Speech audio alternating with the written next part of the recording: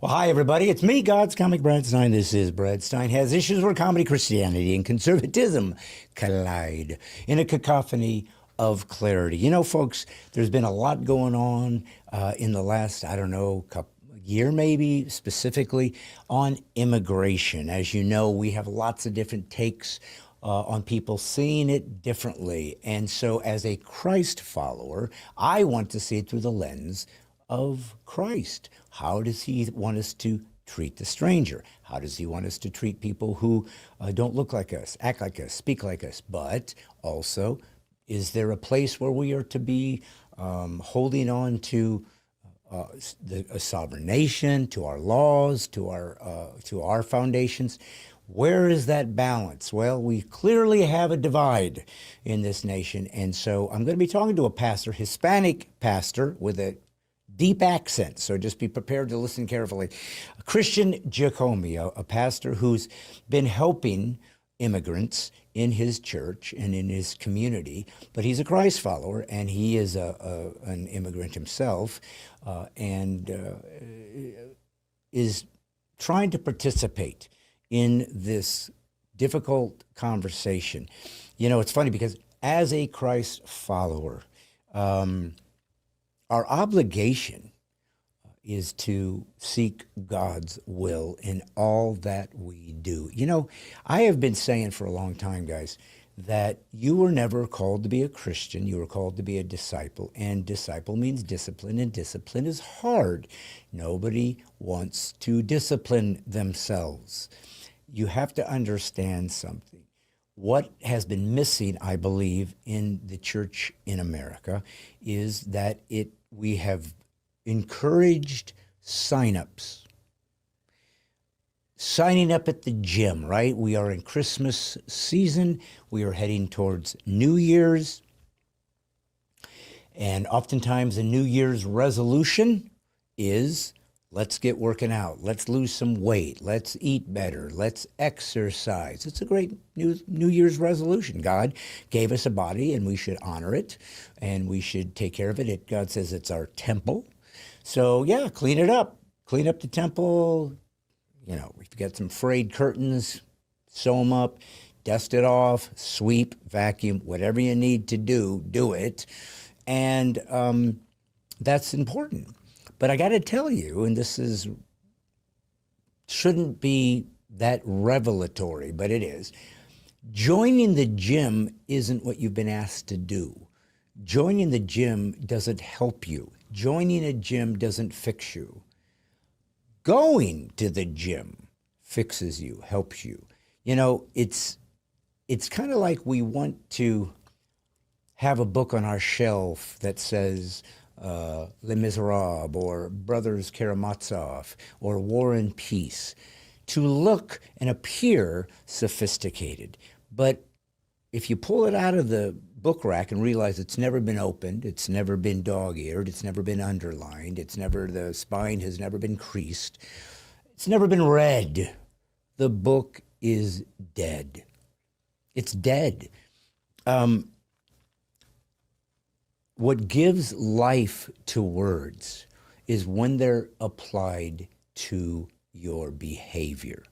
I've said this years ago. How do you know what you believe?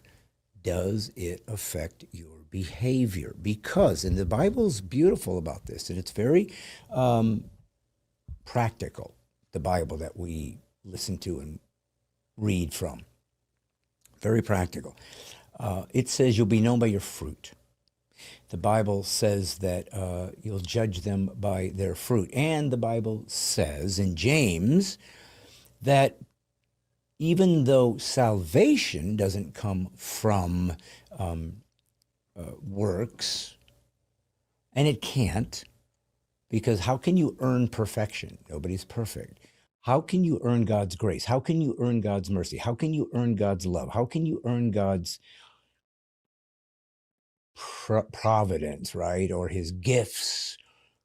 How can you earn his accolades? And the answer is you can't. You can't. That's what makes Christianity so unique. It's the only religion that confronts human nature face to face and calls it out for what it is. Number one, we are fallen. We are sinners. We are failed experiment in staying connected to God in relationship when he literally walked the earth with us. And we allowed ourselves to be drawn away to our own desires, our own lusts, and disconnect from the most important, beautiful, special earth time we ever had, Eden, when it was perfect, when God walked in the garden and we could see him and we were naked and not ashamed. And so Christianity teaches us that we can't earn any of these things. God has to earn it for us, and only he can do it. That's what Jesus did. That's what makes Jesus one of a kind. He dies for us, because if we die, we are eliminated. We are doomed. We are cursed. But he lived a perfect life. Thus, his judgment upon him was to defend the rest of us. Then he resurrects to show that he has power over the curse and over the punishment. So not only does he take upon himself the injustice, thus God is righteous. Thus God has proven that he is holy, that he must judge unrighteousness. But then he brings it back to us and said, okay, I've got your parole. You're free. So that is beautiful. But James is really great. It's practical. It's the Gospels are about how to join the gym. James is about going to the gym, showing that your pectoral muscles are getting firmer, that your biceps are getting stronger, that your cardiovascular is allowing you to go further. James shows us that much, much, much more has been needed from American churches than has been given. Much more has been expected from Christ followers in America. Now listen, God's not expecting more from Christians in America. He's expecting exactly what he expects from Christians in Egypt and Syria and Libya and Algeria and Lebanon and Jordan, Saudi Arabia, United Arab Emirates and Iran, Iraq, Afghanistan, in Morocco, Pakistan, Turkey, in Myanmar, Tibet, Turks and Caicos, Maldives, India, Nigeria, Uganda, Ethiopia, Congo, South Africa, Haiti, Jamaica, Vietnam, Indonesia, Uzbekistan, China, North Korea, Europe now, Canada now, the United States now, New Zealand, Australia. These are places where Christians suffer with Christ, which is a promise. So I wanted a promise that we're going to have to do that. And I don't see the American church not only being taught that, but expecting it. As a matter of fact, we want to avoid suffering. We see suffering in America. We see it as an attack by the enemy. But this is a very crucial differentiation, because we always go to Job, the book of Job, when we want to explore the problem of pain and suffering, especially, most importantly, in a righteous man. Job was a good man. He sought God. He cared about God. He loved God. He tried to serve God. And God was aware of it. God knew that here was a man trying to seek my face. But God also is sovereign and perfect. So he knew something else about Job, and that was he knew the things about Job Job didn't know about himself. That even in seeking to serve God the best you can, to give your life to Him, to pray, to read the scripture, to give yourself over to the living God, even in doing that, there can be some pride, some arrogance, this sense that you really are going deeper than others. And maybe you are, by the way. Maybe you are trying to go deeper than others. But there should never be a pride or an arrogance. It should be expected. And so it appears that somehow God was aware that Job had a certain amount of pride in doing good. He prayed over his children all the time. He gave sacrifices. He gave alms and tithes, and he was concerned for their soul, and he prayed out to God, and he tried to do everything and in his power earn an even deeper righteousness. And God said, no, the, the, the true disciplinarian, the true disciple, finds that even in the power given to him to get closer to the living God isn't his, it's God's. It's an interesting thing. God expects us to behave in a certain way to earn his approval, right? He calls us to do deeper things. He calls us not to sin. He calls us to flee lust and temptation. He calls us to love our enemies. He calls us to these very, very incredibly difficult things. As a matter of fact, he seems to call us to things we can't even do. Then he comes inside of us if we let him, and he does it through us. So it's kind of like a replication of what Christ did on the cross. Christ took the punishment so that we could be seen as perfect. God asks us to do things that we can't do. He does it through us, and then he counts it as righteousness to us. It's grace. It's something that God of the Christian New Testament, the New Covenant, the completion of the Old Covenant of the Jewish Torah, it's something that sets him apart from every other belief that has ever existed. It's not complicated. You don't need to worry about an atheist and their memes thinking that they're gotchas. There is nothing new under the sun, and there's nothing an atheist comes up with that is complicated or hasn't been thought of or hasn't been wrestled with. But one of the memes that I've seen atheists say is, you say you believe in God. Yeah, well, which God? There's 10,499. I just believe in one less than you. Well, is that a good argument? Does that kind of confound you? Does that trip you up? Or do you stop and say, well, it's a category distinction. You've made an error. You have lumped in everyone that has been given the title God with the one who actually is. Now, again, that can sound like, you're begging the question. Everybody is God's, but only mine is the real one. Sounds like, well, that's what they all are saying. So you got to go to the gym. You got to start studying to show yourself approved. You have to start looking at things and saying, okay, what makes Jesus different than everybody else? What makes this prophet, this man, unique, different than Buddha? What makes him different than Muhammad? What makes him different than Moses? What makes him different than Zeus? What makes him different than any of the mythological gods, by the way, that we know are mythological? Though I think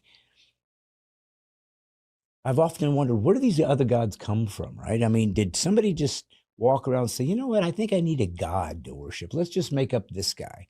Now, of course, some of it came from the physical world. The lightning is a god. The sun is a god. The stars are gods. But what is to say that there isn't sort of these false gods that were part of the council of God's world prior to creating this earth that sort of take on that role as counterfeit gods, as counterfeits? So they'll be worshipped. That's what Satan basically got thrown out of heaven for. I will be like the Most High God. I'd like that worship for me, please.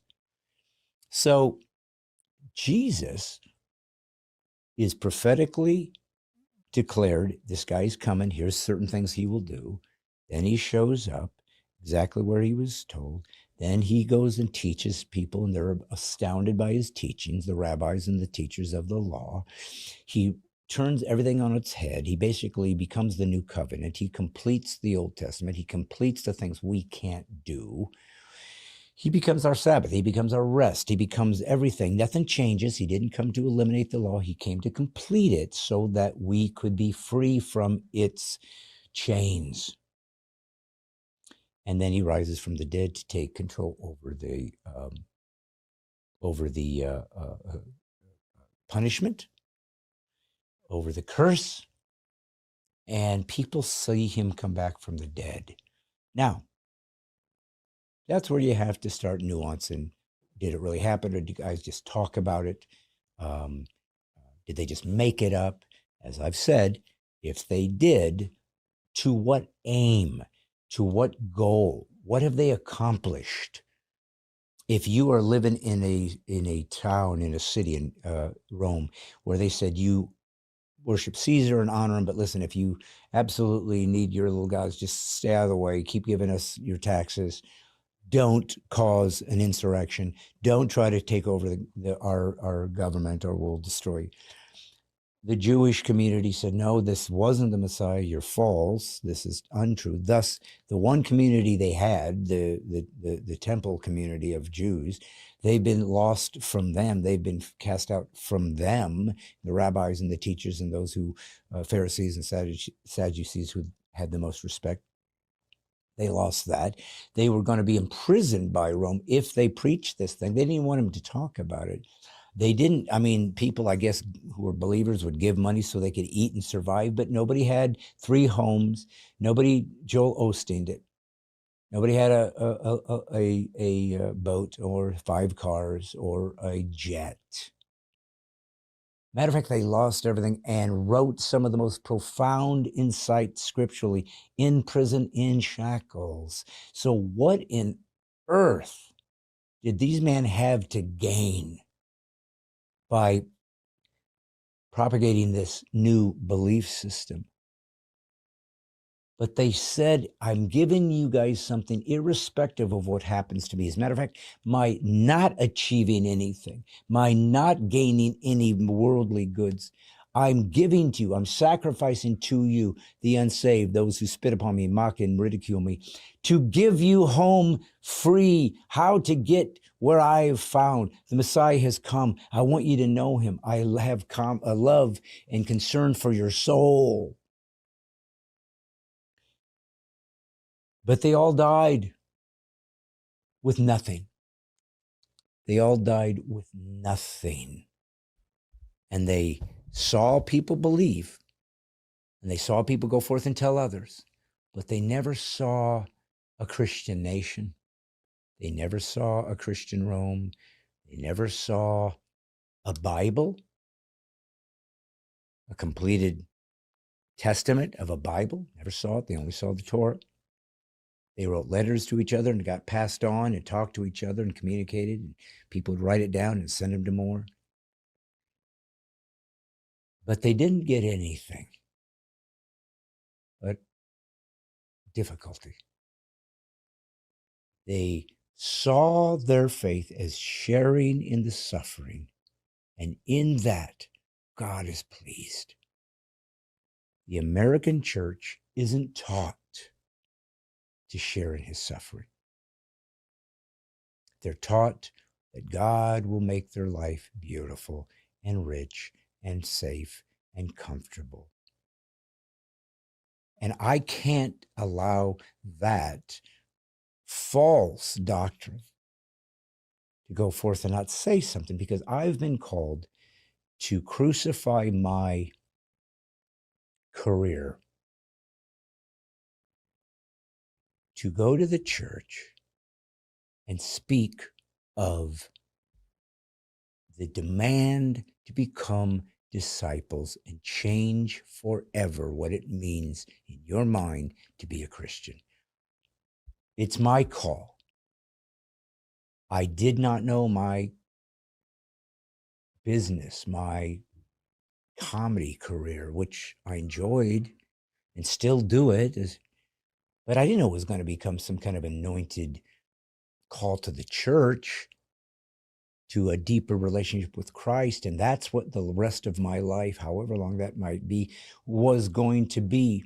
You know, as we sit here on Monday, as we move into the Christmas season, I was just last Friday, a couple days ago, in Monteagle Baptist Church.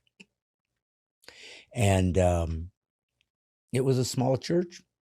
It wasn't a huge crowd, but the people that were there said, "Man, I've been watching you for years, and I just am moved by what you said, and it's helped me." And I'm always humbled by that. I'm like, really? Of course, I don't know what's going on out in the internet that people are seeing or not seeing. I just kind of try to do what God tells me and just leave it go. And so, but it was a pastor who demands that we believe in absolute moral truths, the original truths that Christ has given to us and God has given to us, that must be honored always. Was just in Sunday, 2 services in the morning, then a wonderful evening service, Life Point Church in Collins, Illinois. And again, I've noticed something, guys. The churches that have been bringing me in the last couple of years, they are really seeking to really go deep. These are the warrior churches. These are the ones that see the writing on the wall and want to do something about it. These are churches that do want to go to the next level. These are the churches that want to stay strong and relevant, to reimagine our faith in America. And they want me to help them. I'm just a piece of the puzzle. I am not necessary. I'm just part of it.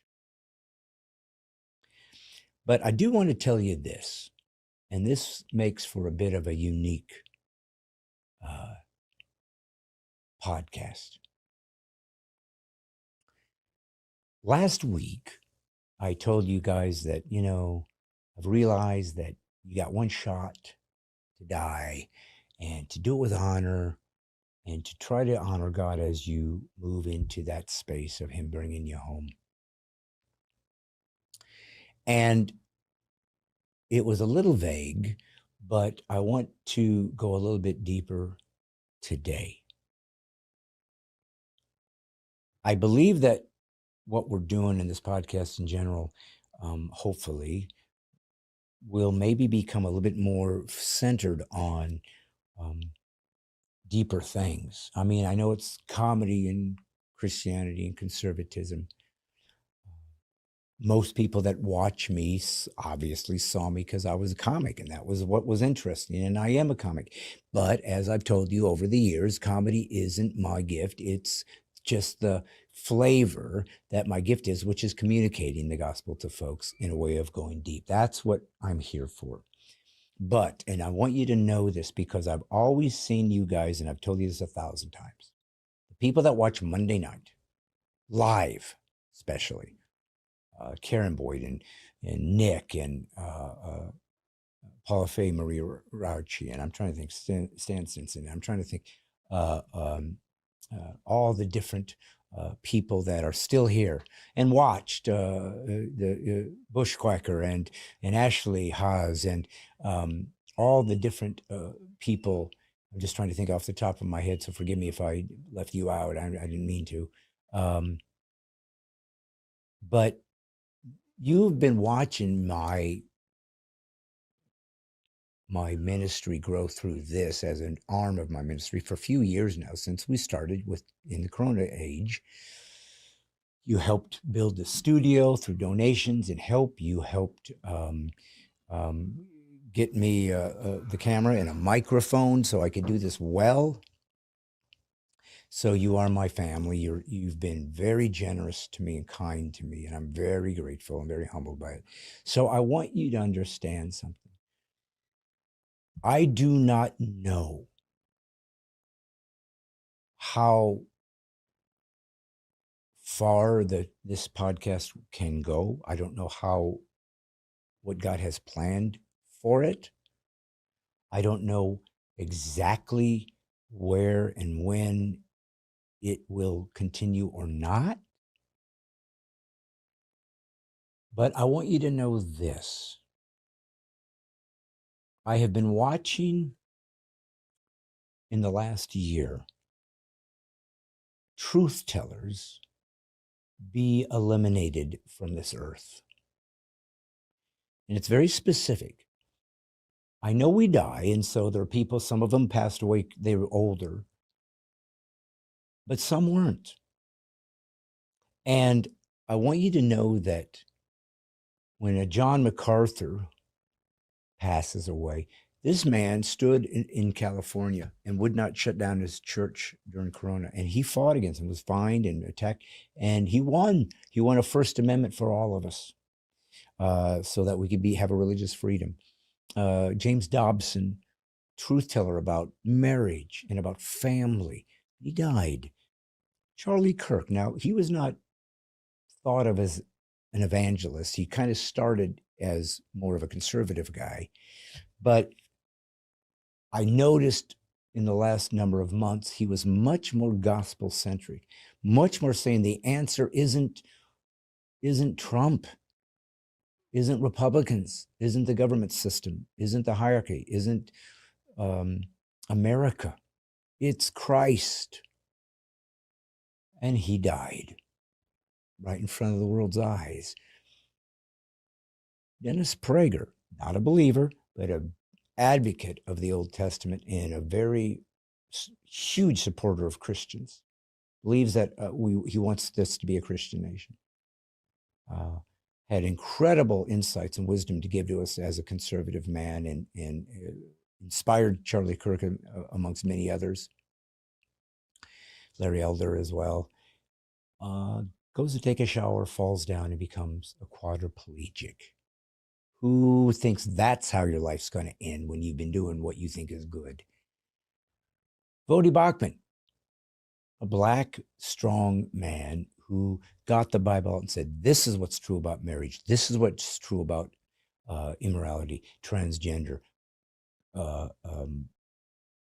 BLM, critical race theory, DEI, racism, Marxism, using the Bible to discern and to define what does it mean to be one of us. No compromise, not making it easy or palatable for the seeker. No, if you are pulled away or driven away from anything of the Bible that is hard or makes you have to give something or sacrifice it, the Bible would say, then you must go away. You don't deserve this. You can't have this. You won't be able to handle this. And he dies at 52 or 53, out of the blue, leaving 6 children and a wife of a heart attack, I believe. We needed him, I think.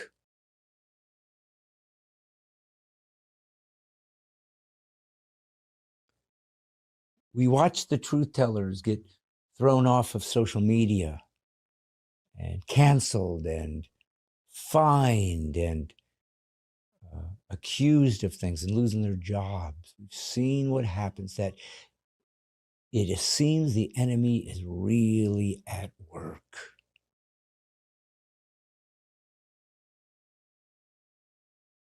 Trying to kill, steal, and destroy anyone who gets in his way and speaks the truth.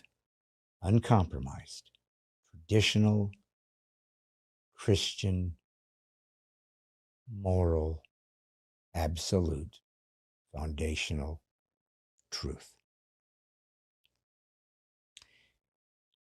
Why do I say this? Because something has happened to me that has come upon me that I didn't see coming. And it's a health issue.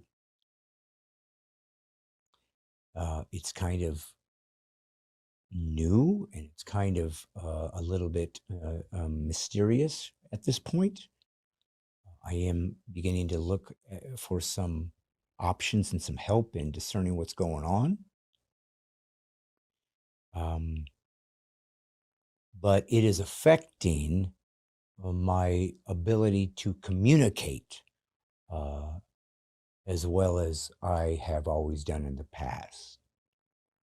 I don't know where it's going. God does.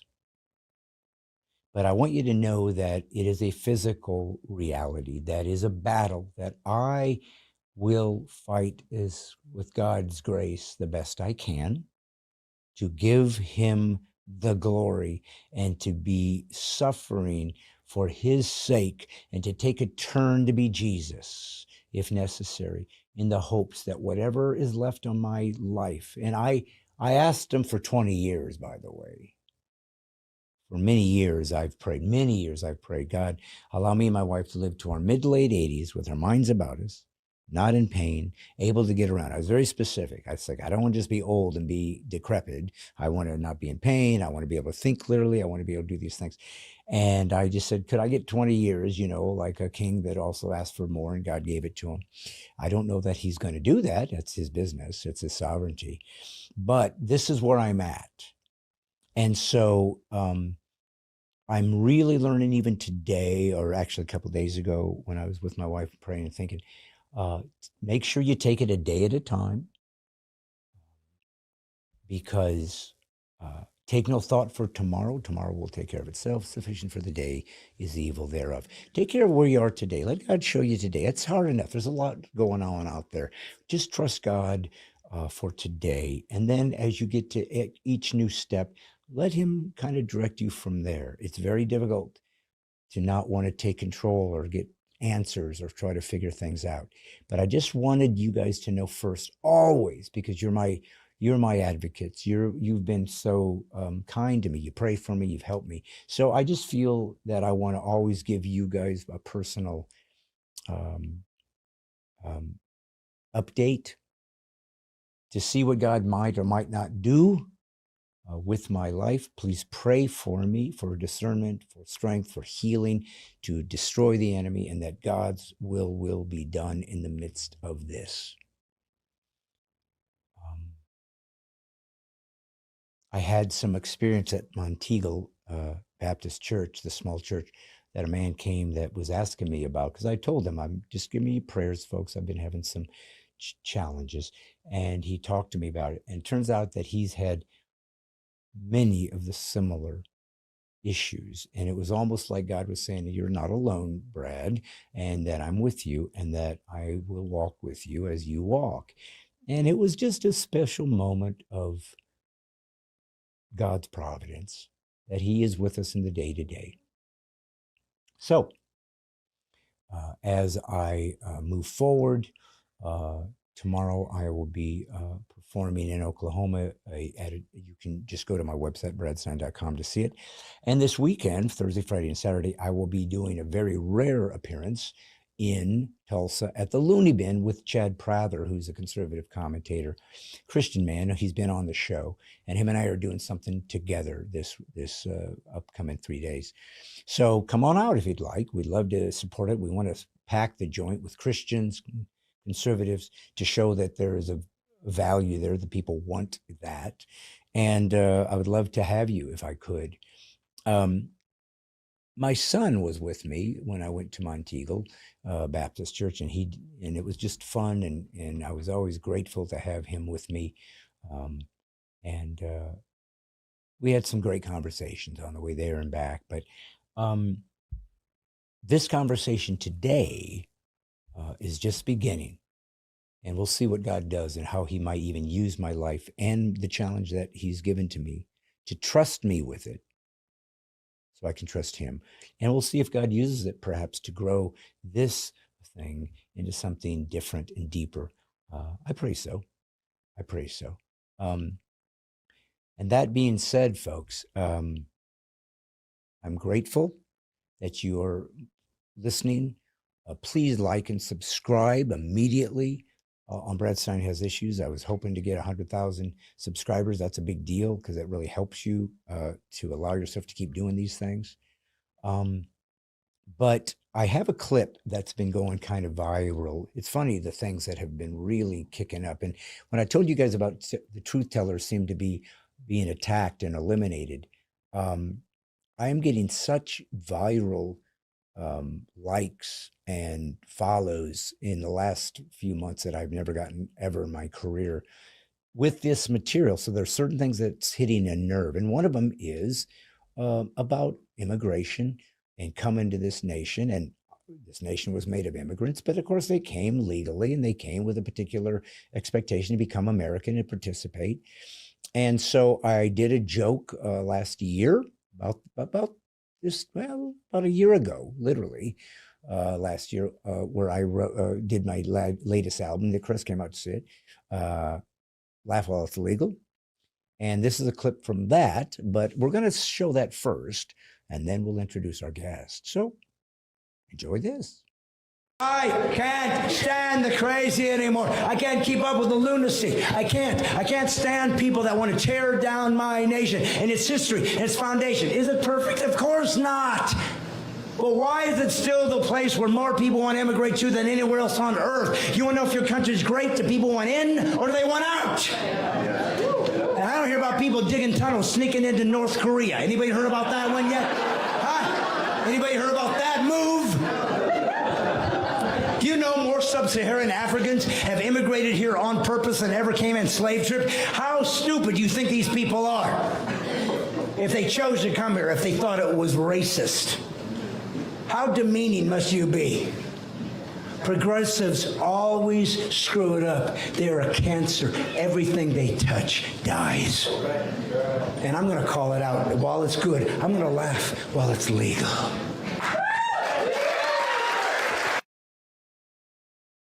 You know, I've always tried to be practical and use my comedy to go deeper than just a laugh. And that's where God was preparing me all along for a ministry. And I pray I can continue that.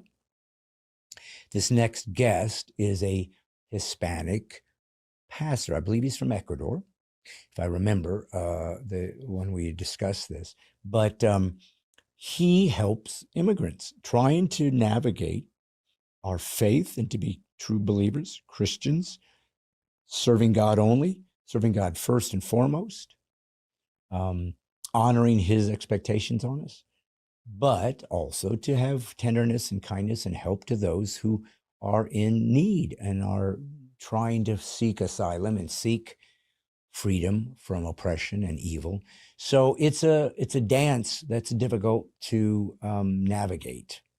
And so I wanted to bring on a pastor who knows these people personally and try to get his take on how does he help them? What does he tell them? How does he counsel them? And maybe give you another way to think about these folks, not just make it a simple, hey, get ICE in there and dump him. Well, you know, if you've committed the law, the police have to intervene. But there can also be a Christian way even to do that. There can still be sympathy. There can still be love. There can still be kindness. There can still be respect and dignity. We can't lose that balance. And that's what oftentimes has happened. And especially for Christians who should be very different, not to ignore laws or pretend that that's okay, or to be disrespectful to people, but also to let Jesus be shown in your life in the way he chooses in regards to the people that aren't like you. I read a beautiful statement about what it really means to be a believer disciple. How do you treat people you don't need? That's a life changer. I certainly have failed. I pray that I can change that. And part of that is trying to get information out into the airwaves from people who have had a whole different experience and see if we can find the truth, which is all that matters. So please welcome to Brad Stein Has Issues, a conversation about immigration with Pastor Christian Jacome. How do you do, sir? Good. Thank you for having me, Brad. It's a pleasure and an honor to be here with you and share some thoughts about immigration amongst the evangelical Hispanic community. Yes, no, God bless you. And as I have lived in America my whole life, I am an American, and have certainly worked with different Hispanic pastors or over the years when I was with Promise Keepers, different folks. So it's never, I'm going to be honest, it's never really been something that I teased apart. I mean, I just a pastor, a Christ follower to me was just whatever they were. Yeah, they might have a different ethnicity, whether you black, Mexican. I didn't care. We're all shooting to get to the same final finish line. But I think that sometimes we do forget that we're humans. And humans are sinful and fallen, but also we have different histories. We have different ways of seeing the world. And that comes into play when we're trying to be true believers and honor God and his moral standards that he gave to us. That's unique, different than all the other religions because it's the truth. And so obviously this has been a lightning rod of of a challenge in America. Certainly during the Biden administration, when he essentially made no borders, and now with a direct opposite with President Trump, not only putting the brakes on that. But starting to ship folks home. So I think I'd like to start with just a little bit about your background. You got an accent, so clearly, I'm guessing you come from another country. So I want to hear a little bit about who you are so we know who we're talking to and why your expertise in this matter will be so helpful. So why don't we start there? How did you end up in the U.S., where you're from, and how did you become a pastor? Born and raised in Ecuador, South America. My dad, he came and overstayed his visa for 6 years. So he was an illegal, so the byproduct of somebody who immigrated and was illegal for 6 years. At that time, he was able to work his paperwork and bring my mom and all the children under 18 to the States. So I came when I was 18. I've been here for 30 years. I was in the Navy. I'm a college educated. America is my country. When I fly away, I've been in many places because of the Navy, visiting, just sightseeing. But when I come to the United States, it's like, oh my God, this is home. So even that I didn't experience the immigration issues that some of the people in my church experienced, I am the byproduct of somebody who immigrated. Yeah. I didn't ask to come here. He just did it on it. The same way that that I didn't ask to be a pastor. It just happened. Those things in life that just you one day you're doing something, you're like, hold on, it's like, why am I doing this? What am I here? Right. So in the same way that I came here because my dad brought us, I became a pastor too. And now that I'm an older man, I kind of understand the sacrifice that involved to leave mom, dad, kids, and come here to venture for 6 years. At that time, we all knew that this could happen. We all knew that he can get picked up, that he can be shipped back, and life was back to ground zero. Yeah. It happened, and we feel blessed for that. But now that I'm an older man, I understand the sacrifice that he did for us. And I see the people that are coming here. 8 out of 10 people that come in here, they don't come here because they want to come here.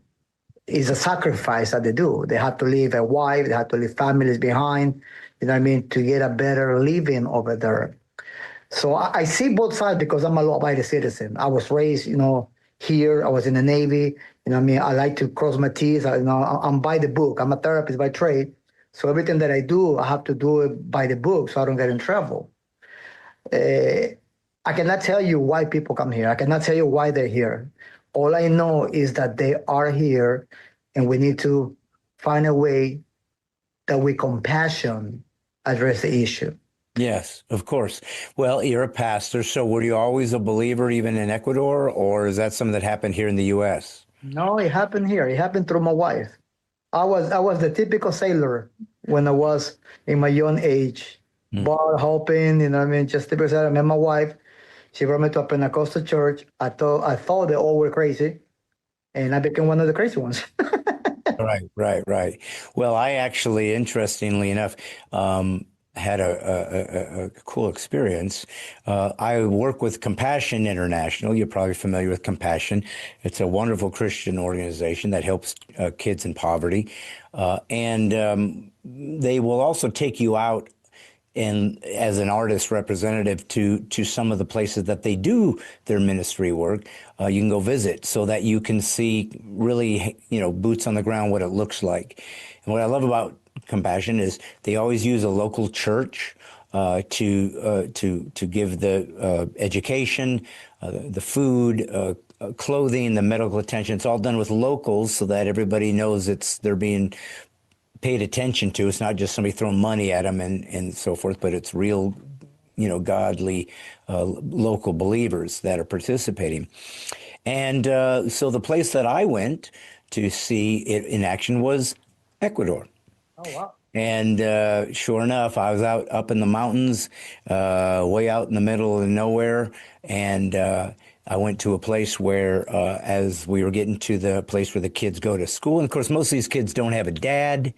Many of them have neither. But if they do have a mom, she's probably working 12 hours a day every day to try to survive. So they're pretty much orphans almost to their, living on their own. And he said, do you want to sponsor a child as we get to this place? There's a couple that haven't been sponsored. Now, I've been sponsoring kids for years. But I said, yeah, why not? And so there was one little boy, and my daughter was with me, and she picked a girl.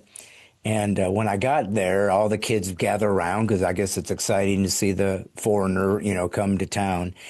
And tons of kids. And one little boy would kind of come up against my leg and just kind of be very close. And of course, the kids are everywhere. I'm trying to say hi and whatever. But this one boy just kept getting tightly to me and exceptionally to where I was like, why? Why is he so, adamant about this when everybody else is excited, but they're not making such a special tactile connection to me? And I look down at him and I finally go, oh, wait a minute. This is the boy I just sponsored on the way here. Oh, wow.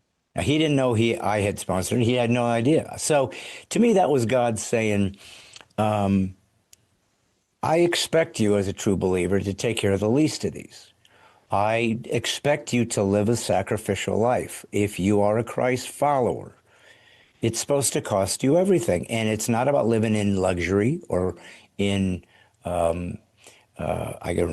complacency. I want you to take care of others who are in need. So what I really want to talk to you about, Pastor, is trying to find a balance here. Because the West, as you know, is Christian. Everything that we think of when it comes to human rights, civil rights, kids' rights, women's rights, justice and everything, that we all take for granted is a Christian idea. It hasn't been part of the culture of humanity throughout history. And Christianity brought things like hospitals, where we have hospitality. Christians brought ideas like picking up the children off the side of the road that were left to die because we believe that all humans are made in the image of God. Christians are the ones that created soup kitchens to feed those who don't have any food and made that available. Christians are the ones that said that men and women are equal. So I'm very sensitive and aware of the obligation as a Christ follower to take care of others, especially those, nobody can't forget the Good Samaritan story, the ultimate story of taking care of somebody that's not of your tribe, not of your ethnicity, might even be somebody you don't like, you were taught not to like. So this is a real issue because I feel like sometimes our Christian virtues are manipulated and are used as leverage to guilt people into thinking they're doing something wrong when they are trying to observe certain standards, certain laws of a culture and whatever. So we really need to dive into this. So as a pastor, as a Christ follower, I trust that you're a man of honor and that you care about the biblical mandates more than your own desires. But you're human, and like you said, you have a personal experience with being an outsider. and knowing, wow, at any second my dad could be gone. Now what are we going to do? So, do you feel like, or how would you subscribe if you were to talk to Christians listening right now? How do you differentiate between being that compassionate, sacrificial Christian, but not dishonoring the sovereignty of a nation or its laws, or expecting that people that are participants in the culture also are obedient to laws? So how do you begin to navigate that with your people, especially with my assumption that many of your parishioners perhaps are here illegally, I'm going to guess. So they're wondering, is it going to be me tomorrow? So, I know it was quite a long setup, but I just want to help give you the floor, so to speak, because obviously there is something that has to be in balance. And so I'm trying to figure out what you've discovered and how God has led you in this difficult challenge of being loving without compromise. So how do we do this? I'll leave it up to you now to take it from here. You know, as a follower of Christ, my main concentration is to obey God, to follow God. Now, when you look at the Bible sees the black and white. But when the Bible talks about immigration, it draws a parallel between justice and compassion. Mm-hmm. So when you look at Old Testament, it talks about compassion. But when you look at New Testament about immigration, it talks about justice. You have to obey the laws. You have to honor it. So we had to find the balance. Mm-hmm. And I think the balance is found in God's law. You know, one of the best examples of compassion and justice was Jesus Christ in the cross. It was a free man paying the debt of me and you. Mm. You know what I mean? He didn't have to be in the cross. He went there because of us. That's a good sign of compassion and justice on it. He gave us something on it based on the love that he had for us. It wasn't no bias. It wasn't, you know what I mean, well, only to the Jews, only to the Gentiles. You know, he gave it to all of us. I think, and what I teach our people when they come here is to first thing fall in love with God. And I told everybody that asked me, I said, well, how do I minister? Tell them to fall in love with God. If you are content with God, you're going to be content with God in the United States of America with dollars or in Mexico with pesos. Wherever you are, if you are in love, true love with Christ, you're going to be a happy person. You're going to be a good man. Life is going to change for you when you, first of all, fall in love with Christ. Now, second of all, I'll say, to the people that are not going through the situation, if you really love God, you stop seeing the difference in culture, language, height, stature, color, because you just see with the eyes of love toward the people, the eyes, a godly eyes. Somebody asked me about it, like, well, how do I deal with somebody, with a Mexican guy in church? I said, the same way you deal with a whoremonger. Mm. You don't go to church, like, excuse me, are you a whoremonger? Are you a liar? You know what I mean? Do you steal? Do you cheat on your wife? Because I don't talk to cheaters. Mm. You don't do that. You just embrace people that comes to church and give them a free place to worship God. At the end of the day, we're not going to pass the judgment. That's God. You know what I mean? And sin is sin. You cannot measure sin by height or by size. Sin is sin, and sin keeps us away from God. Mm. Breaking the law is breaking the law. You can say, well, he broke the law more than me. No. Everybody breaks the law. The ones that pay for it are the ones that get caught. Mm. I break the law all the time when I'm driving. I never drive to the speed limit. But when I get caught by an officer, you know what I mean? It's not that I'm guilty now. I was guilty before I didn't get caught. Mm. So we need to understand that we live in a grace time, but we cannot abuse grace time.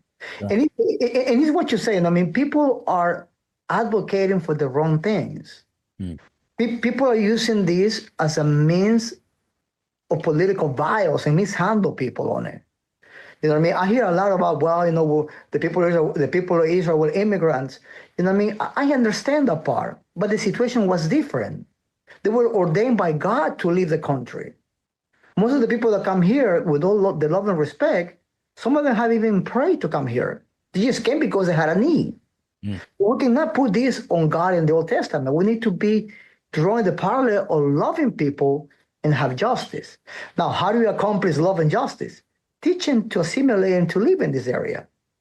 When I have people that come here, the first thing that I do is say, okay, I'm not going to ask you whether you're legal or illegal. That's not my business. Do you have a license? No. Okay, let's work and getting you a license. You know what I mean? If I have to drive, if I have to pay insurance, so are you. So let's get insurance for your car. So in case you get an accident, you're not running away. Let's get you as legal as possible within the boundaries of your legality so that you can show whoever is in front of you that you're trying, that you're here and you're trying to fix whatever went wrong, you're trying to fix it now. Number two, let's get a bank account. You know what I mean? Number three, let's fix your taxes. I had a person one day that came to me with a letter from the IRS and asking me for help. And I read the letter. It says, I don't understand. It's in English. I don't understand. So I read the letter, and the letter was asking for their 8 dependents. And I look at him and I said, like, brother, you only have you and a son and a wife. Where is the other 8 dependents? Well, that's what they told me to put on the application. I said, what? They told you wrong. You know, and I told you, I'm not going to help your life. That's not, I'm a Christian. I want you to go to heaven. You know, I'm not going to ask you why you're here, how you're here, but you are here. Let's fix this up. He said to me, like, well, if I put 3 dependents, they're going to get more money from me. I said, welcome to America. Yeah. They're for me too. Yeah. So, but you know, so try to teach the community to live like people, to assimilate to the culture here. I hate it when people, you know, immigrants come over and they have the blasting radio. It's like, why are you drawing attention to you? Why are you not trying to live just a normal life? You have to understand that you are a guest in here. We're not a guest in here. This is our home. You are a guest. And as a guest, you need to behave as a guest. If you come to my house and you start getting to my fridge and you know, and laying back on my couch and doing all kinds of stuff that I don't like in my house, I'm gonna tell you, hey, this is not right. You know, you need to leave my house. And I think that's the pivotal point of some of the people that are being targeted by everybody's falling in the same group. So, you know, I'm not a politician. I'm not a cop. I'm not law enforcement. I'm a therapist and a pastor. I don't know what's the right way to approach immigration. Definitely, compassion needs to be one of the priorities thing. You know, the Obama term, I think they deported more people than anybody else on it. But they didn't publicize it. It wasn't like it wasn't this big show that is happening now. Yeah. Now you're seeing it everywhere, and it's like, hold on a second, they're pulling little kids. It's like, okay, I understand, but let's find another way.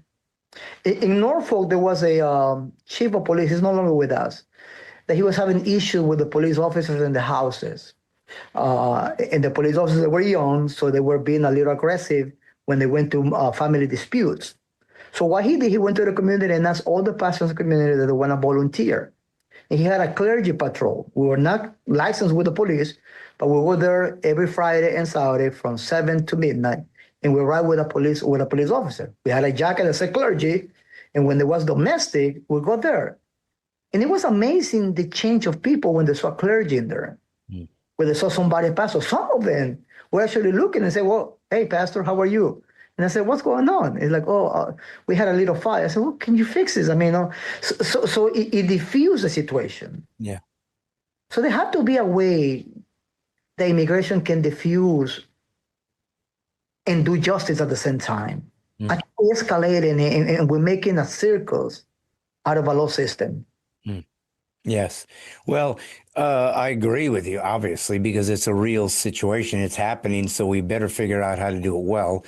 And Christians should always be at the forefront of justice and the forefront of morality and of compassion. We should be the spear's, point, because the idea of having compassion, even on your enemy, is foreign to any other belief system. It's only in Christianity because we have something nobody else has. Jesus, he's the game changer that is one of a kind because he's God on earth.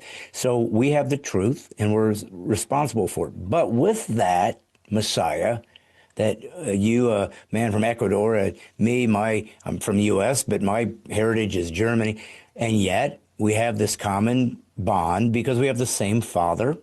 That's what made monotheism so unique. only when there was only one God, as opposed to the pantheon of gods from the pagans, who everybody was thunder's God, lightning's God, God of war, God of peace. Suddenly God says, nope, it's just me. Well, wait a minute. If it's just you, then that means you created all humans, and that means we are literally related because we all come from the same dad. But we have different flavors and colors, and that's all right. That's how he did everything else with flowers and mountain ranges, and he wants things to be diverse. But here's the thing I'm trying to understand, Pastor. I think maybe what might be helpful with you in this conversation is to help us, and that I'm including myself, but anyone who's wrestling with wanting to be kind, wanting to be Christ-like, but either feel manipulated and not allowed to dissent over things we think are unfair or unjust. Justice works both ways, and everybody's responsible.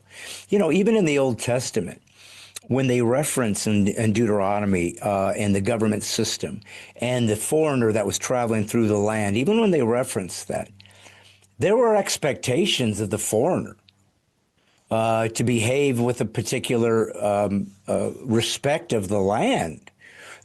People say, well, you know, this guy, the Bible says he came into your land and you should treat him, and it says God feeds him and houses him. He says, yeah, he does. God does. And when we can help them individually, that's the job of the Christian, of the church. But they don't get to jump into my tent and steal my camel and eat my food and rape my wife. You don't get to do that. You don't get to break God's laws, which precede that, which are the 10 Commandments. So here's where I want you to help me. I grew up most of my life in California, so I knew plenty of Mexicans, and I didn't have any problem with Mexicans. There are good ones and bad ones, like there's good anybody, good and bad. Always hard workers, good people. So I didn't have any problem with that inherently because they happen to be from Mexico. I could care less. But let's look at, again, from a Christian perspective. If I come into your home, I would expect to knock. That would be common courtesy and civility. So there's a sense that to come over to a land without getting permission to be knocked is stealing sovereignty. It's stealing access to something that wasn't that only a citizen can lay claim to. So I'm trying to balance it. So help us, I guess, understand how you think we should. When do you hold someone responsible? Let's do it like that. When do you hold somebody responsible for sinning, for doing something illegal? And if the first thing that I see somebody do that wants to integrate into my tribe is cheat, I have to wonder, okay, what kind of a person am I getting here? Is this somebody that's going to assimilate? They're going to learn the language. They're going to learn the traditions. They're going to learn the heritage. They're going to learn the foundations. They're going to understand that if you're leaving your home on purpose to come here, then you must assume this is better, so you should respect it. So help me understand, like, how you would, I mean, you kind of already did, but let's go a little bit deeper so that we can try to navigate this. So would you agree that if somebody comes across without permission, that's illegal, that's stealing the rights of those who came properly? So what do we do with that? Let's just try to see if we can wrestle with how do we go about doing this, and to be fair on both sides of the equation.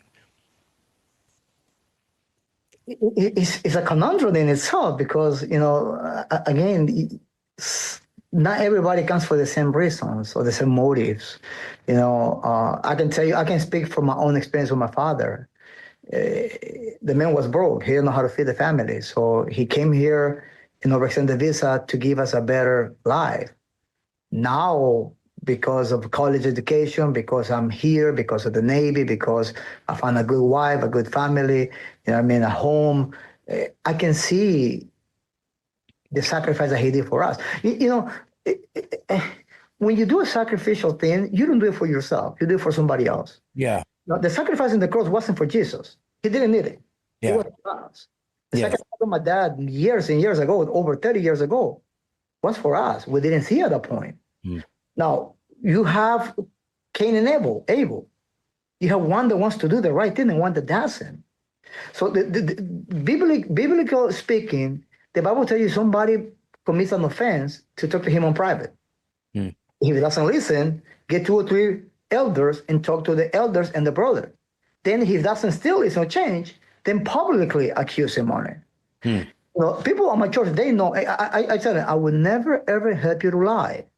So don't put me in a situation that my Christian character has to overcome my love for you. I say, I love you as a brother, I love you as a friend, but I have to love God above anybody else. Right. So Right. don't put me in a situation. If you are in a situation where I have to lie, go get somebody else. Don't get me because I will not lie for you. Yes. I have to give an account to God Right. that I did. And it's a personal account. Now, you cannot help me for my account. I have to do it myself. So if somebody's breaking the law, well, everybody broke the law coming here, But if somebody's continually doing stuff that are wrong, I tell them, listen, this needs to be fixed. You cannot live like that. Once you're a Christian, let's forget why you're here. Let's go from the point that you are here, but now you're here as a Christian. So you have to live like a Christian. You have to obey Christ. You're going to give an account why you broke the law, why you came here on it. But now that you're in Christ, also you're a new creature. So the new creature needs to be showing. You need to be changing. You need to be making better. I'm going to give you 2 examples that happened not long ago in our church. I was in England with my son played soccer. And while I was in England, one of our faithful members got picked up by immigration. His story, he was picked up before, and while he was in the process of being deported, some advocate came on and got him out, and he started working, trying to get his paperwork. They were not in yet. He had the paperwork in, but he got caught. He went to get a haircut at a barber on Sunday. Immigration was waiting for him outside. They said, "Your so-and-so?" Said, "Yes." He didn't resist it. They arrested him.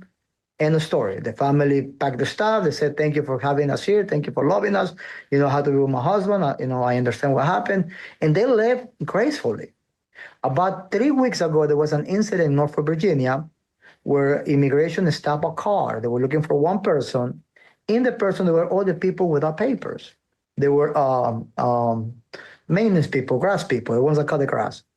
And some people run. One of the guys that ran was a 24-year-old kid. He ran onto the freeway, oncoming traffic hit it, and he died instantly. The heat was so high, immigration killing stuff. It's like, no, it was the fear that killed him. It was the wrong decision that killed him, because the other guy didn't run.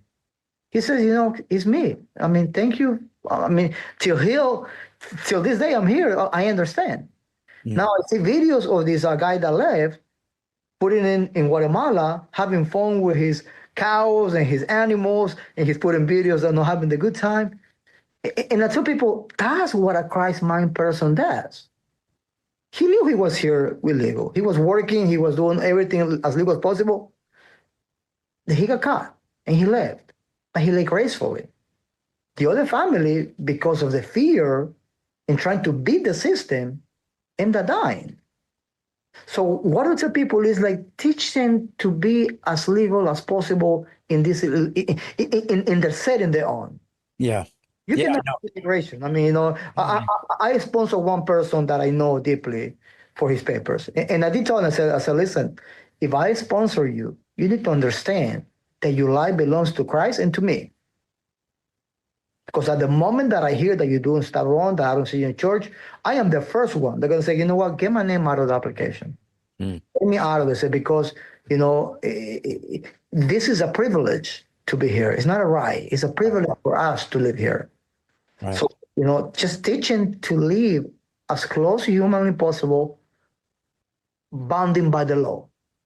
Okay, so you believe, though, and again, I'm just trying to understand like your perspective because, you know, we can't escape our humanness, that we have experiences in life that color the way we see things. I'm born here. I don't know any different. So obviously, I'm going to think of it differently than you because of the way you came here. And you made it very clear that your dad was here illegally, but the fruit of that was you got to go to college, you got to go in the Navy. You're obviously a good citizen who loves the country, and you give your taxes, and you are adding value to the culture, which is what all immigrants should do. Anybody that moves into a place should add value, not take it away. So there's no question that there was value to that. And of course, it was your dad, so you love him very much. And I mean, this might be tricky, brother. I'm just trying to be very honest as a Christian to Christian, brother to brother, because we need to figure this out as believers because we're struggling with trying to know how to do this. But your dad broke the law. Yeah. He broke the law. And here's the thing. I like what you say. And I've noticed what you keep saying is, all right, you started by breaking the law, but let's not do that anymore. From now on, let's be good. And you're right. We're all sinners. We all break God's law ultimately every day. So it's not like we're saying, oh, you're worse than me or a subhuman. No, you are trying to help your family. And that sounds logical. It touches at your heart. This guy was in a place where he couldn't take care of his family. Right across the border is answers to his problem, and I'm going to do whatever it takes to take care of my family. That's noble. One would consider that a beautiful warrior, wonderful thing. But why couldn't I then say to you, oh, yeah, I don't make a lot of money. My kids are kind of going hungry. So I started going into stores and stealing food. Now, here's the thing. I'm not doing it because I'm a bad guy. But my kids aren't eating well and I can't afford it. So I'm going to just steal food and God will understand. If you get caught, you go to jail.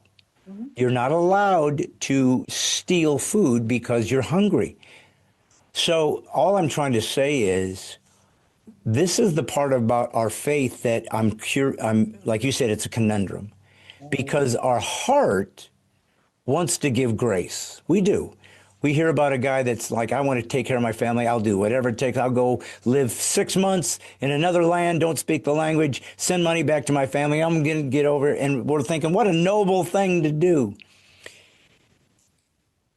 But what do we do with the fact that there are others who filed papers, who went the right way, who are still back there, who they also want to come, but they said, we will do it as you've asked because that's how much we respect it. Do you see how it would feel like that was unjust and is unjust to those who didn't cut in line, those who have tried to do it properly? So again, I'm not condemning your dad. I'm just trying to say this needs to be addressed because I don't know if God says go ahead and sin, but just don't sin after that, and then everything's okay. I feel like I'm a little befuddled in my question to you, but I'm just hoping maybe you can help. I think the problem lies not with the American system, but the other country system. And I can tell you, yes, for Ecuador, that's the only thing that I know. Ecuador is a corrupted law place. So my dad applied 3 times the legal way and was denied. All the people that we know, family members that have come here with 5 years, 10-year legal visa, are people with money. Okay. Who don't need to be here on it. I have about 75% of my family in Ecuador, they're lawyers. They are in good, they live better than me here over there. They can come and go anytime they want. But the one that need it, there's no line because of corruption. Okay. So I think that's the breakdown. I understand what you're saying. Whatever it says is that, well, stay in the line. There's no line. Okay. You know what I mean? It's a broken line. I mean, there's no system. Not here. There. Okay. Oh, so you're saying, like, let's say in other countries, maybe you have to bribe people to try to even get into the like, because when you fill out I don't even know what you would call it, immigration form or whatever, to come into another country or the U.S. That that is filed with the government of the country you're living in, as opposed to the U.S. So they have to approve of even letting you leave. Is that what you're saying? Starts with them. The final decision is with the consulate and the magistrate. When my dad came to pick us up, we had to go through all the hurdles of the local law first before we can see the consul and say, okay, this is me, this is my papers, have applied. My dad got legality through a working visa. He says, no, this is my working papers. I mean, they called the boss. They talked to him in English to make sure that he spoke the language. You know what I mean? And then we were able to come. So the final saying is from the consul, which is an American consul. But before you get to that, you have to go through the local system, the local laws. Hmm. And that's where the breaking down is happening. To get that appointment, to get the meeting with the immigration judge or the consul, there is a gap that only people with money reaches to it. I see. Well, and again, like you said, corruption, evil, power, authority is all part of this mess, and it is unfair because many times it is people that are good people that just want. I'll work hard, I'll work out in the field, I'll do all this. But I nothing here. I can't even afford it here. But this is what I'm grappling with, brother. My obligation is to Christ and to the Word of God. If I'm a believer, that is my authority. Period. I don't get to make compromises because it hurts my feelings. I don't get to disregard laws because I feel justified because I don't eat as well as the other guy. When it came to the talents, I find it interesting, the parable of the talents. First off, it was given to three different people. One was given five, one was given three, one was given one. So clearly God is saying, not everybody's equal. Some are going to have more than others. Some are going to have a kind of in the middle. Some are going to have hardly anything. And then he said, now what I want you to do as a kingdom follower is take what I give you and double it. Take what I give you and do something amazing with it. And so the guy with five gets five more. Well done. Guy with three, he only had three. So he didn't get 10 more. He only got three more. Well done. All I ask you is do the best you can with what I've given you. Guy with one does nothing. Hides it, doesn't want to deal with it, doesn't want to work hard, doesn't want anything. God doesn't come to him and say, well, it's okay. You only had one anyways. I could see why you'd be scared. Let's take some from the guy that has 10. He's got a ton now. Let's give it to him. It was the opposite. God said, you're wicked. You're wicked. You don't get to covet the rich guy's stuff. You got to do what you can with the one I gave you. And then I'll know who you are, and then we'll see how we can move forward. So this is the problem with Christianity. If you take it seriously, there's some hard lessons that have to be learned too, and some difficult decisions. So I want to help any person in another country that wants to come here and participate and do better for the. I want to help them, of course. I just don't understand. We also have seen the use of the cartels to use this system to bring in drugs. Sex trafficking is absolutely mind-boggling. No, I don't know if you knew this. On the Biden era, we were having influx of people crossing the border with little babies, little kids, because when he was in, part of the law that most people don't know was that if you cross the border with a minor, they will release you with the minor. So what happens, they all came to church, you know what I mean? They didn't speak even Spanish, they would speak dialects with a bunch of kids. Yeah. Well, the church was growing. I'm like, oh, yes, praise the Lord.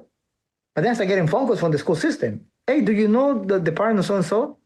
It's like, no, they don't come to church no more. Because people use the church as a crutch to just go by on it.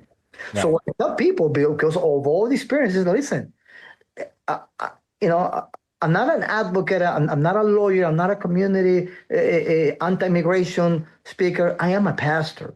Hmm. And my pastor duties start and finish in the house of God. Mm. But what I'm doing here is providing you a safe place for you to worship, regardless of what you did or how you did it. To know God, to build your relationship with God, and to be a better person. Outside of the church, I mean, I have my own views. Yeah. I have my own personality, my own philosophy. So don't put me in a situation again where the pastor and the friend is going to come out because the pastor is going to win. Yeah. My church split about 3 years ago because I had a friend in ministry that did something wrong, and the pastor had to come out. He didn't like that, and he ended up splitting the church because I put the pastor part above the friends. And people were upset. People were mad. What happened to the church? I said, listen, if you want a friend, we can do this outside the church. But in the church, I'm the pastor, and I'm going to obey by God's laws. Yeah. You're either going to take the pastor in the church and leave the friend outside, or you take the friend right now and forget about the church. So, everybody that comes to me with issues is like, listen, I am a pastor. I am not a lawyer. I'm not a community meeting. I know many of my friends that have used this platform to just speak vile about the government and about stuff. And I'm like, you're wrong. You cannot defend something wrong. As a Christian, you cannot advocate for something that is done wrong, something that is continually breaking the law. Yes. It's a conundrum, and that's why I'm not a lawyer. I'm not a very Right. like from Well, and I'm not trying to, put you in some awkward position because I understand that. I'm not even talking to you in your specific church and your as a specific pastor, like I'm narrowing down your situation. I'm talking to a fellow Christ follower, trying to figure out the same thing you're trying to figure out. It's just that you have a different vantage point because you experienced the same situation, so you have a special sensitivity to that because, hey, if this was you guys starting today, your dad could have easily been picked up, and that's that. You're out of here. So obviously, that would be something that would be. I think the way that I cope with the situation and what you're asking me is the same way that I had to cope when I understand that some of my family members are not going to make it to heaven. Mm. As a Christian, we want everybody to go to heaven. I want my dad to go to heaven. I want my sister to go to heaven. I love them. But I know they might not because if they don't follow Christ Mm. or to the Bible, they might not. Yes. And I struggle with that. I've been in ministry for like 20 years. I still struggle about that. It's like, Lord, but my mom is a nice person. Yeah, but your mom is not really a believer. So you know what I mean? It's like how can I help them? Just Yes. preaching the God. Same thing with these people. It's like how can I help them? So my job, and as a Christian, you just have to preach love to them and love on them. You know what I mean? Just like you preach to anybody that comes in contact with. Yeah. I told Luke the other day on, he's like, Luke, I don't ask somebody, hey, do you cheat on your wife? Because I cannot talk to cheaters. You know what I mean? I have to see you as a lost sheep of the house of Israel who needs to go back to the Father. So wait, let's say that I mean, and again, I'm just using your example as maybe a bigger storyline of how we should engage, and I think you have a good point about, if you want to look at it like, well, they did something illegal and they're here, you say, yeah, but do you go around saying, are you divorced? Hey, are you living a homosexual? Are you doing this? Are you doing that? Do we have an obligation? And maybe let me ask you that. Let me ask you that. If you know somebody is here illegally, though, so they've broken the law, don't do we as Christians have an obligation to say, I can't support you? This is what I'm trying to understand. The only example I can think of is during Germany, 1939 Germany, when Jews were basically being rounded up to be killed, and it was illegal to house a Jew and hide a Jew. And so there were people that did, and they broke the law. And you say, well, wait a minute, I thought they've made it illegal for Jews to go around doing this. but it was an immoral law. And we're allowed to, any man's law that tries to supersede God's law, which is the ultimate law, as in making an immoral law like you can have an abortion. It's immoral. So God's law trumps that. And I cannot sustain what the law of the land says because it's immoral. So I guess what I'm saying is, wouldn't we have an obligation as a Christian, though, if it's one thing to be rounded up to be murdered, and another thing to say, well, I think you're going to have to go back and then get back in line. So again, it's a hypothetical, but why wouldn't we feel that as a Christians we should have to say, oh, now that I know you're here illegally, I have to tell people I have to turn you in. I'm just trying to understand But that. a theological point of view on what you're asking and what you're saying, laws are given because of principles. In the New Testament, we don't follow all the laws from the Old Testament. Some of the laws were given just to the Jews. We shrimp, we crab, we stavone. So we pick and choose stavone. The Ten Commandments, all the stavone. There were laws. What the law does, the law advises you that you break in some principle. So when they come in the New Testament, they say, Lord, which is, it was a Pharisee and a lawyer. Say, hey, which of the laws can we break and which one we cannot break, which is happening right now. He says, in two things, follow all the law. And he gives two principles. And the first principle was to love thy God with all your heart. And the second one was to love thy neighbor just as you love yourself. Yeah. So, all the laws are based on the principles. Right. I think we're nitpicking with laws. And what law can I break, which one cannot break. When you look at the Bible talks about the principles. And if I can look beyond the law, because some of the laws get broken, I don't understand why there is streets that are only 25 miles per hour. I live in California. I think it's 75, 80 miles an hour, the speed in the freeways. Here is 60 in Virginia. I don't get it why. It's like why are we going 60 when everybody goes 75? There is a law, that is put in here that is different than the one in California. So, but the principle with both laws is to drive safe, not to kill nobody, not to create an accident. So I think as a Christian, I have to look at God's principles over the laws. Because even Moses broke the law. Moses was fleeing persecution, and he went to the church, he went to the high priest's house, and he was hungry. And he stole the holy bread and ate it.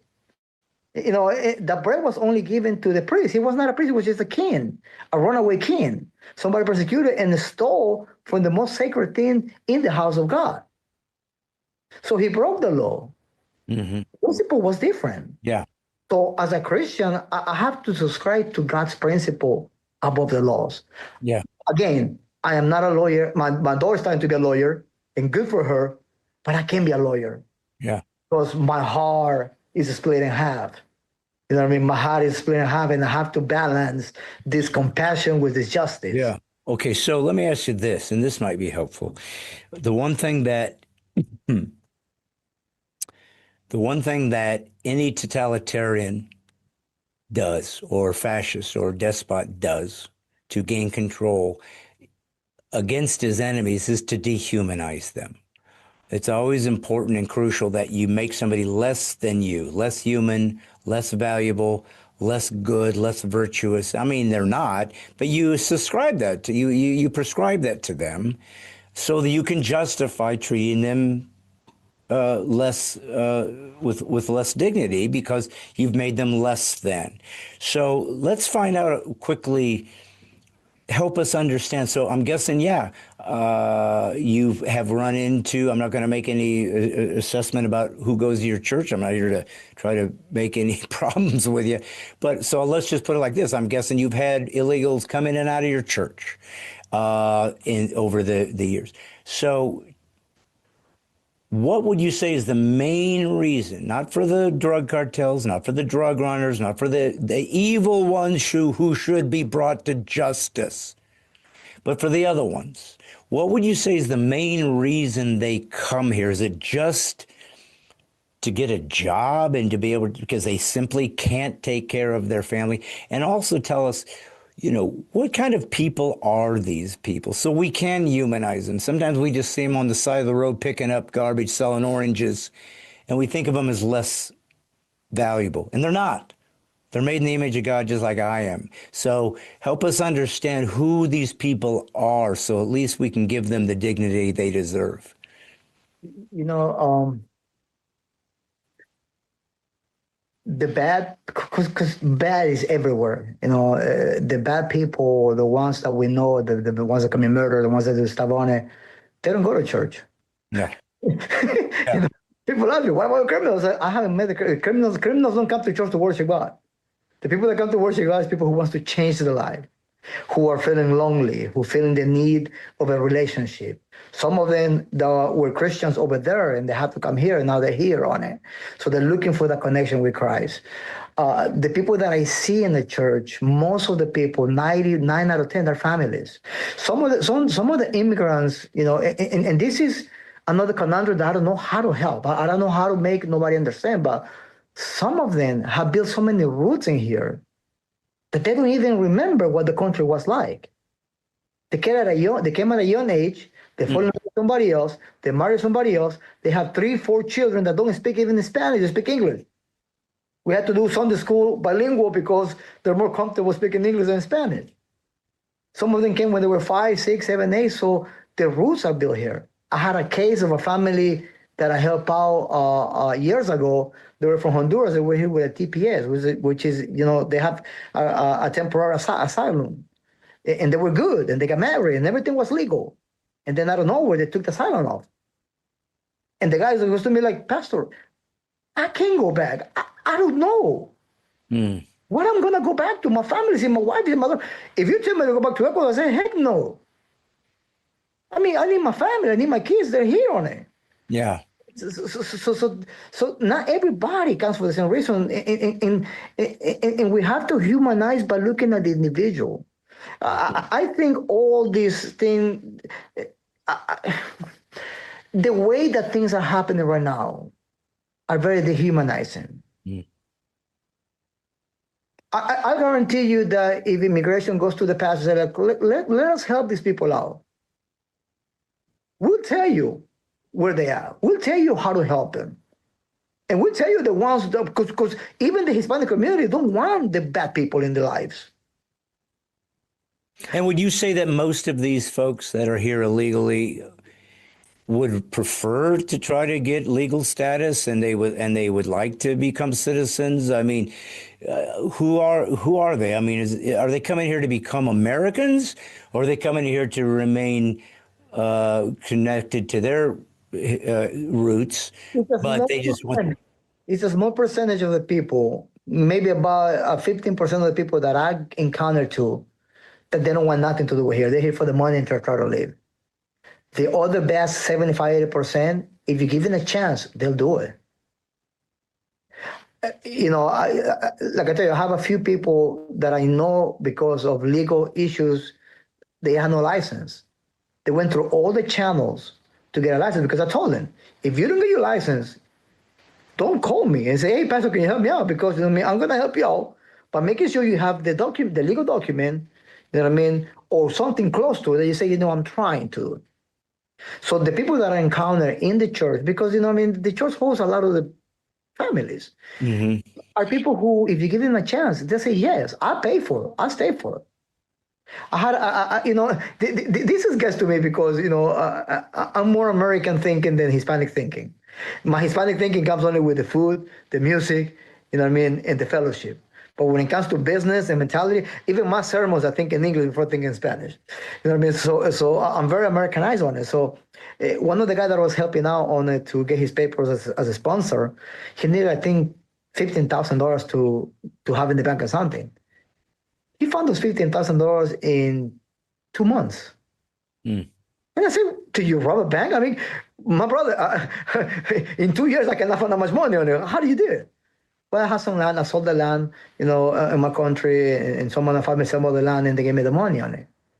So people are willing to pay People are willing to do taxes. And I tell you this because I have people that does it. People are willing to get a license. People are willing to be an abiding citizens if they had the chance, the opportunity. How do you think how do you think we should treat ICE? It seems like, I mean, they're just doing their job. It's like a police officer. Nobody wants to get arrested, but somebody's got to do it, and that's the police officer. So nobody's going to think well of them, but all they're doing is trying to obviously continue to carry out the laws of the land, and somebody's here illegal, and we got to bring you back. Well, so how do you think of them, and the ICE and them doing their job, I mean, are they given also the respect of going, look, it's not personal, they're doing what they're told to do? I mean, how do we as Christians look at them and what they're up to? I'm a very controversial pastor. You can get to know me now. And I subscribe to God, not to culture, not to people. I corrected my church people when they were sharing feeds about immigration. It's like, listen, they're human beings with family. I ride with police officers before. In a matter of seconds, you can lose your life. Mm. And when they leave the home, the wives, the kids, they don't know if it's the last time they're saying goodbye to them. Mm-hmm. So you need to respect them. Mm.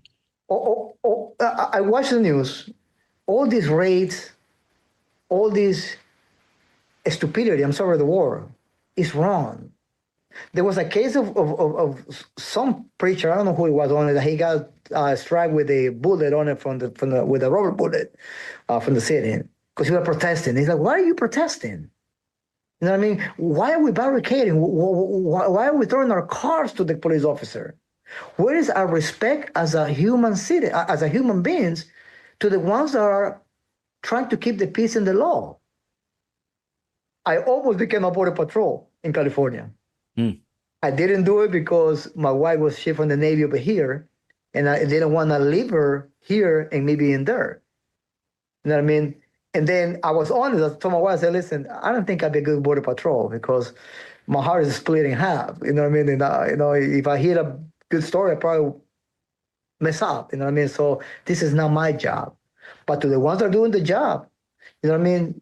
It's their job. They swore a job to protect the city, to protect the Constitution. So respect them, be friendly to them, pray for them. They're not evil. Yeah. They're dealing with a bad situation that we're living right now on it.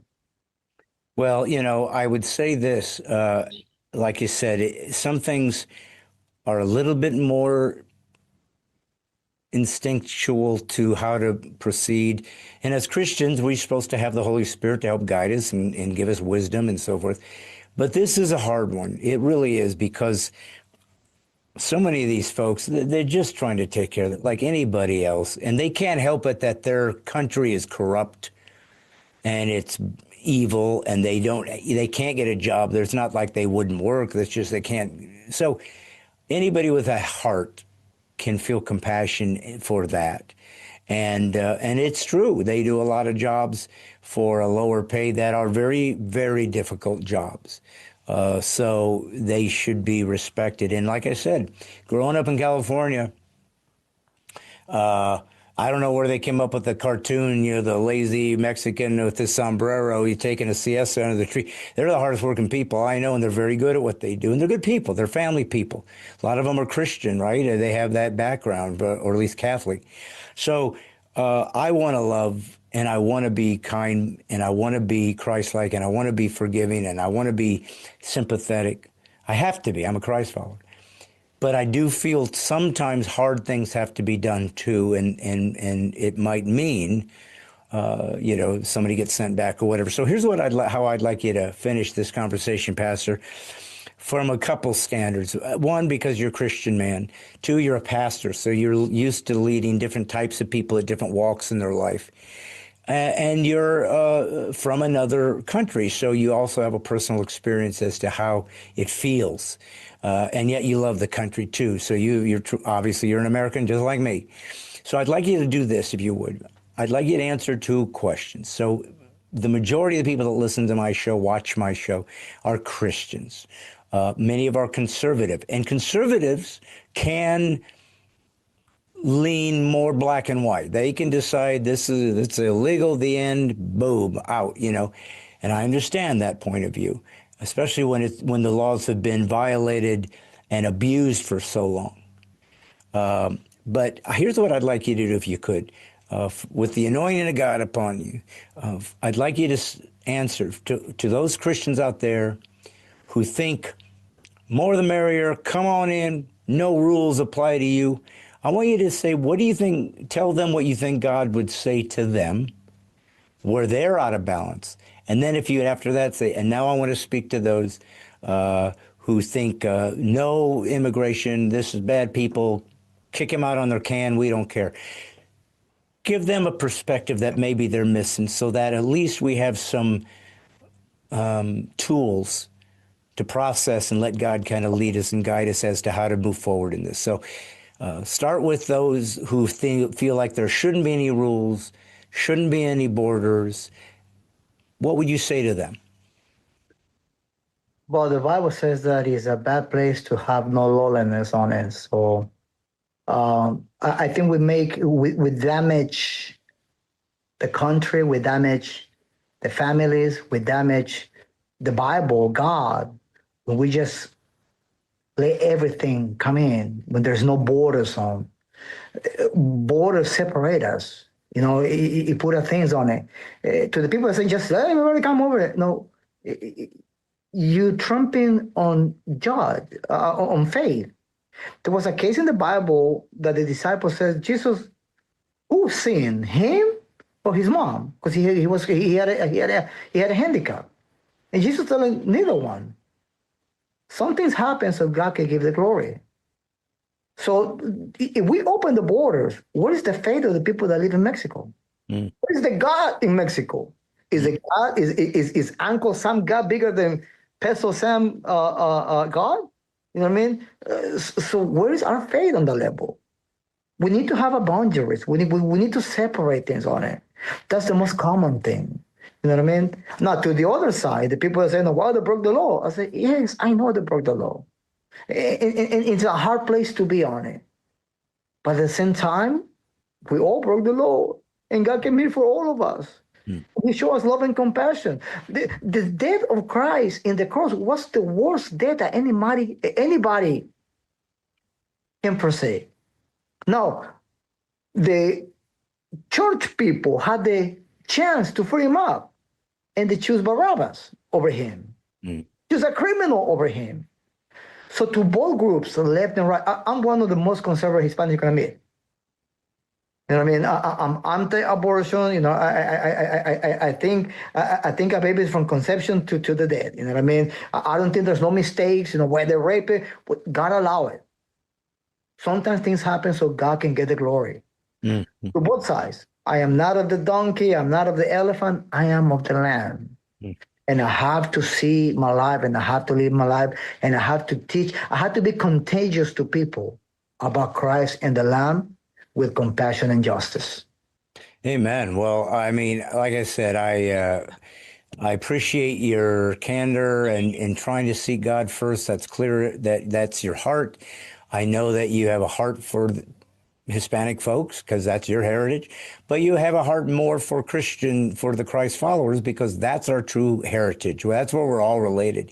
So it is tricky. Some things in our faith just isn't so cut and dried. I do believe that God seems to, when it came to the sacrificing of meat to idols, it was an interesting passage because he says, if you think it's wrong to eat that, then don't eat it. And for you, it is a sin, and I'm going to hold you to that. But if you don't think it's a sin, and it isn't, it's a dead idol, go ahead and eat, and I will hold you to that. And I will judge you on that. So it does seem like there are times where it's not cut and dried. There are some unalterable ideas of faith. Jesus is God. He came in the flesh, died and resurrected bodily, and ascended to heaven. He's the only way. There are some unalterable ideas of Christianity. There are no nuances. It is established. There's nothing to argue about. But sometimes there's things that are tricky. And it does seem like in the end, God probably would lean on the side of compassion and grace because we too were strangers in a strange land. And so there we are. So I appreciate you coming on, folks. This is Pastor Christian Jacome from Aliento Church. What city are you at, brother?